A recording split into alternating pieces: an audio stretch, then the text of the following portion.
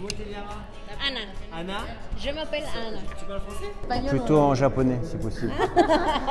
Ah, tu comprends le français? Dis-moi, Anna, est-ce que je te regarde toi? Hola. Hola. Hola. ¿Cómo te trata la FIL? Guadalajara. ¿Ya habías venido? Alors, c'est la première fois que je viens à Guadalajara, dans la fameuse Book Fair si connue. Et j'étais déjà venu au Mexique, au High Festival de Querétaro. Mais là, voilà. Alors, tu sais que non seulement c'est ma première fois ici, mais en plus, c'est ma première interview avec toi à Guadalajara. ¿Cómo llegaste a ser escritor? ¿Cuál fue el camino de tu carrera o qué te inspiró a ser escritor? Moi, je ne suis pas du tout issu d'un milieu culturel. Il n'y a pas du tout de livre chez moi. J'ai été très gravement malade à l'âge de 16 ans. J'ai été opéré du cœur. J'ai passé des mois à l'hôpital et c'est là que je me suis mis à lire, à écrire. Alors, comme je suis très vieux, nous étions en 1991. Donc, quand j'étais à l'hôpital, il n'y avait pas d'internet, il n'y avait pas d'Instagram. Donc, je me suis mis à lire, j'ai pas eu le choix. Peut-être que avec Internet, je ne serais pas devenu écrivain, mais dentiste. ¿Estudiaste una carrera después de que encontraste la vocación o fue simplemente irlo desarrollando? Moi, je suis devenu totalement obsédé par les livres et par l'écriture à ce moment-là. J'adorais écrire des lettres. J'ai compris que c'était par les mots que j'arrivais à m'exprimer.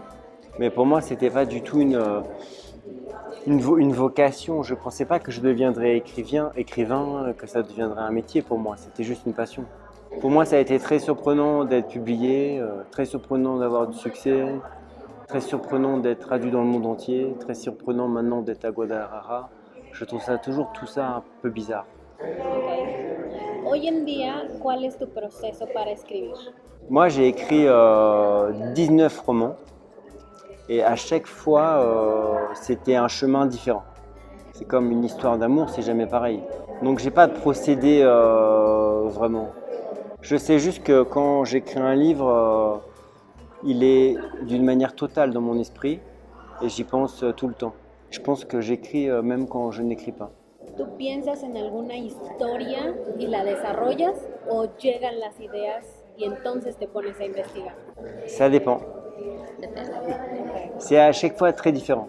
Parfois j'ai toute l'histoire en tête, parfois j'ai le personnage. Pour ce livre-là, numéro 2, je suis tombé vraiment sur l'interview de la directrice de casting. J'ai trouvé ça incroyable d'apprendre qu'il y avait un autre qui avait failli être Harry Potter. Et donc je voulais écrire sur ce sujet, mais je ne savais pas du tout comment ce que j'allais raconter. J'ai mis du temps à trouver le roman. Ya que entramos al tema de este libro, al principio dices que es totalmente ficción. El final del libro fue, sin hacer spoilers, el final del libro fue para darle gusto un poco a los fans. Il y a quand même une grande part de vrai dans le livre. Le point de départ, le casting, toute l'histoire de J.K. Rowling que je raconte. Les fans de Harry Potter ont beaucoup aimé le livre, mais pour moi, c'est pas du tout un livre sur Harry Potter. C'est un livre sur l'échec et le succès et comment surmonter un échec. La fin du livre, sans la raconter, exprime le fait que le succès peut être, que chaque situation est plus complexe que l'on peut imaginer au départ. Et surtout que chaque situation est plus complexe. On se rend compte que dans le livre, quand on lit le livre, on se rend compte que l'échec peut avoir du bon. Il y a une vertu à l'échec, que le succès peut être douloureux. Mais pourquoi tu m'as demandé si c'était pour plaire aux fans? C'est ce que tu as dit à la fin?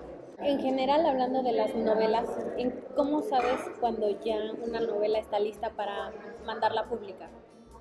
¿Cómo te sientes satisfecho? En général, quand j'ai fini un livre, c'est parce que je ne peux plus le travailler. Je sens que physiquement, je suis arrivé au bout. C'est une sensation physique. Ça ne veut pas dire que je suis satisfait ou très content de moi. J'arrive au bout de ma possibilité de travailler encore sur le livre. ¿Tienes algún autor que te inspire o que te haya impactado y que tu forma de escribir sea reflejo a esa persona? Non, j'aime pas les autres écrivains. J'adore me lire moi surtout.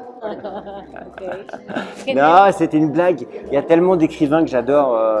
Quand j'ai commencé à lire, j'ai beaucoup aimé les Russes. Je suis parti voir la maison de Dostoïevski, par exemple. Les écrivains que j'ai beaucoup aimés, c'est Milan Kundera. Voilà, beaucoup d'écrivains. Milan Kundera. Et maintenant, mon écrivain préféré, c'est Philip Roth. ¿Y tú? ¿Quién es tu lector? De clásicos literarios, me encanta Alejandro Dumas. Ah, El Conde de Montecristo. ah si. ¿Cuál ha sido el mayor desafío que has enfrentado al escribir tus libros? Ah, le plus grand challenge. Moi, j'ai un livre qui a changé ma vie, c'est La Délicatesse, qui s'est vendu à des millions d'exemplaires. Et j'ai fait le film avec Audrey Tautou.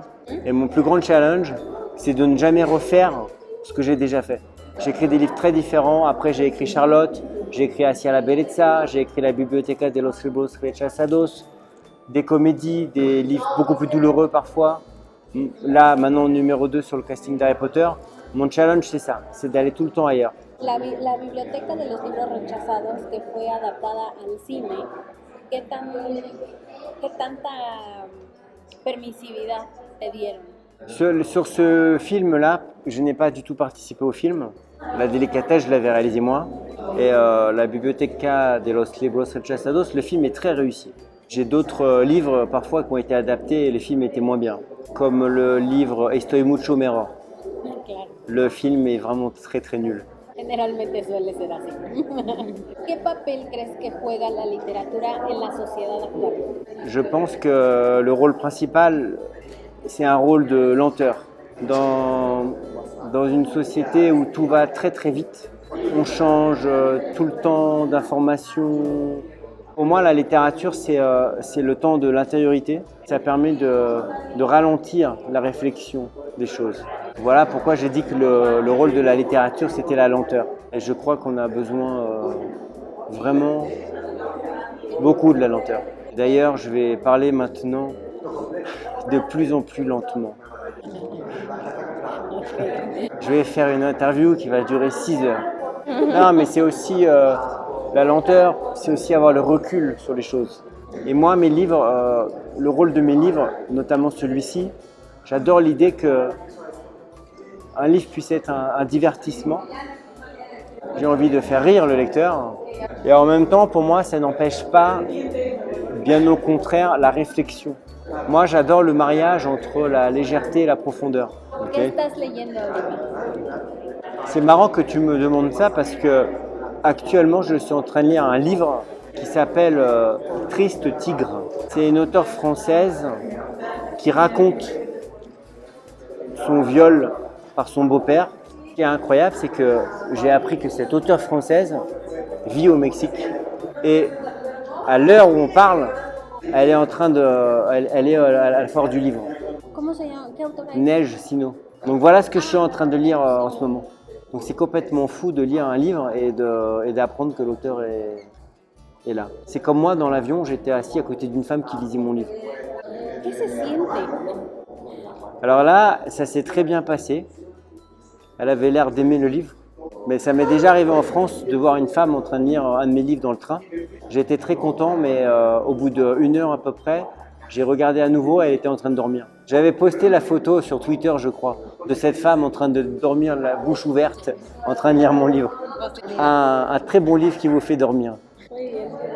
David, merci beaucoup. Gracias.